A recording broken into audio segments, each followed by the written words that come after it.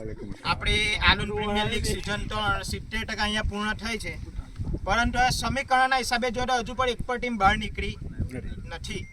કારણ કે ટોપ 2માં હવે આપણી પાસે આલુન રેન્જર્સ અને આલુન યંગ તો છે જ, પણ ત્રીજા નંબર માટે આલુન ટાઈગરને પણ ચાન્સ છે, આલુન ઇસ્માઇલ મોટાની ટીમને પણ ચાન્સ છે અને આસિફ માંદ્રાની ટીમને પણ ફૂલ ચાન્સ છે.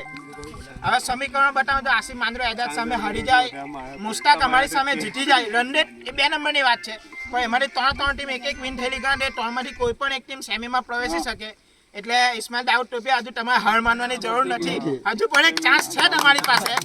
તમારી રમત બતાવજો, ભલે અમે ઓપોઝિટમાં અમે જે પણ એક આપણી ટુર્નામેન્ટના હિસાબે કેમ તમે હજુ પણ ગેમમાં છો. હવે આપણી પાછલી 2 ગેમની વાત કરીએ, ખરેખર આજની ગેમમાં બહુ કડક બેટિંગ, બહુ સારી બોલિંગ. આજે સૌથી પહેલાં ઇલિયાસભાઈ ડિપોટી આપણી ટુર્નામેન્ટના વરિષ્ઠ બોલર કહેવાય, હજુ પણ એ ઢાળ છે, મારે તાળીઓના ગળગળાટથી વધાવી દે, ખરેખર રમવાનું અઘરું પડે તો.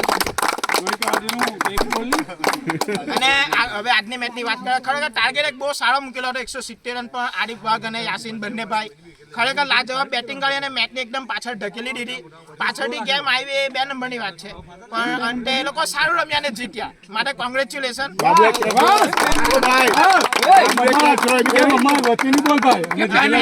વાત કરીએ આપણે 2 મેચના મેન ઓફ ધ મેચ આપવાના છે, તો ગઈકાલની મેચ એ પણ ખરેખર કટોકટીની હતી, પણ આસિફ માંદ્રાની એક તરફી બોલિંગના કારણે આસિફ માંદ્રાની ટીમ વિન થઈ. આસિફ માંદ્રો પોતે જ મેન ઓફ ધ મેચ, તો એના માટે મેન ઓફ ધ મેચ આપવા માટે અમે એક મુખ્ય મહેમાન અમારા હંગરી બોયઝનો એક ઉભરતો જે અમે એને એના વગર અમારો હંગરી બોયઝ અધૂરું છે એવા ફૈયાદ લેડીને અમે આગળ બોલાવીએ.